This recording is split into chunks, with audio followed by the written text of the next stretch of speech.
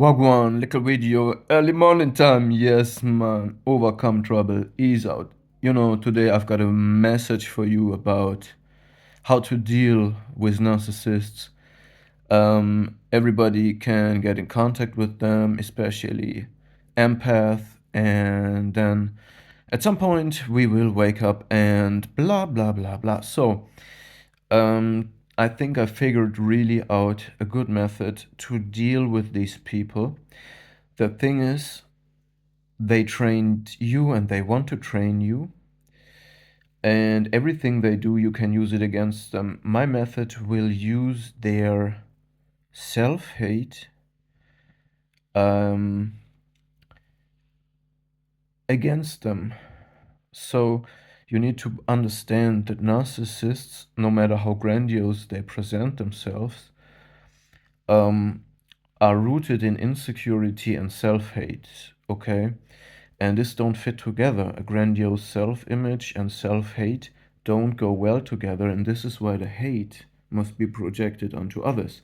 And this is why narcissists constantly, reliably produce aggression. This aggression can be depression, when they are depressive, when they have no one to project on, or it's destructive towards others. It's an outward aggression, and this can be very low key, very passive as well, but it also can be in other ways. It can be in many shapes. And they constantly produce this reliably. You can bet your bottom dollar on that one, okay? And you can use this against them. The method also, you need to know to use this method that you want no contact or as few as possible. So there are situations where you are forced together with narcissists, even though you did everything to go no contact. It could be they are your neighbors.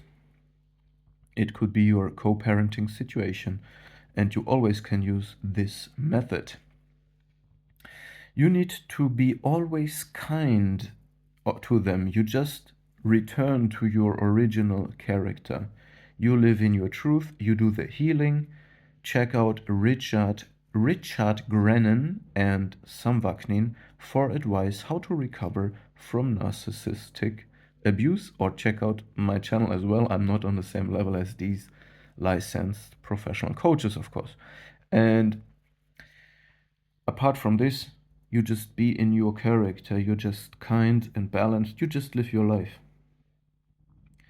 So the basics of my methods again. You use the products that the narcissists produce against them. You want no contact. This means you need to be completely independent of them and never look for their attention. Don't invest anything. You just react. You just react to them. And whenever they want something from you, whenever they engage with you, they will make it again backhanded and low key, as if you want something from them. But when you are truly independent of them and mind your own business, you force them to engage you, and this hurts them already, but they still will create a situation in gaslighting ways, like they will please you to do something that you don't have to do. They have to do this, or they will make it look like it is something that you want from them, but they are engaging you with this, and so on and so on. So what you do is you stay always in your unbothered way. Your life is completely disconnected from their life. Your content is completely disconnected from whatever they are, okay?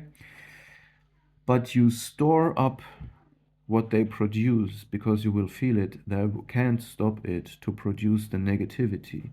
You store the negativity and say, okay, this is this person. This is this person, and you store it. But don't be grudgeful or hateful.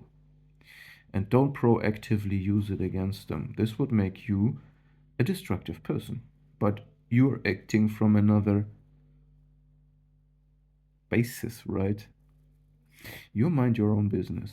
Now, this is where the training effects come in. Whenever the narcissist engages with you, you give them a dose, you confront them with what they are, and which means you confront them with their own aggression that they project to the outside, the picture they project to the outside that only a few people can really see through, and you are one of them.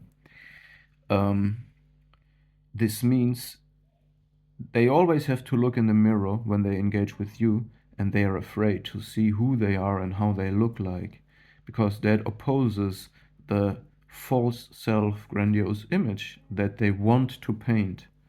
You see, narcissists work in a way that they imagine a fantasy image of their grandiosity, and then they need external validation for it, and when others believe it, they can believe it as well. But since you know who they are, it don't work on you.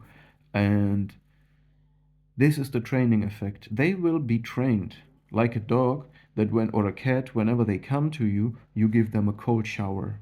This means they will connect to you. Whenever I go to this person, I will be confronted with who I am, I will be exposed, and I will be held accountable. And this has a strong effect on them. They will learn to stay away from you, they will learn to not project on you, they will learn to leave you alone, because when they project on you, you have material to use against them. When they engage with you, you have a reason to show them who they are, and they don't want that, especially if other people are involved and see who they are. So this is a very good method to have time to heal and focus on your own life, and you can use it again in a small scale with just the neighbors, or in a big scale when you are forced to engage with people of your past you really don't want to be involved, but it helps you to remove the toxicity because, again, you insist on living your own life and you don't let this projection come in. You just store it up, remember it, document it, and whenever they want something from you, and depending on how they respect you or how they gaslight you, you give them just the right dose back of what they do and how they look like and what their effect on other people is, and this holds them um, in taking a shape of almost normal people. Of course, they never become this, but yeah, this keeps them in a controllable distance. Yo, blesses, blesses, blessings. Rude boy.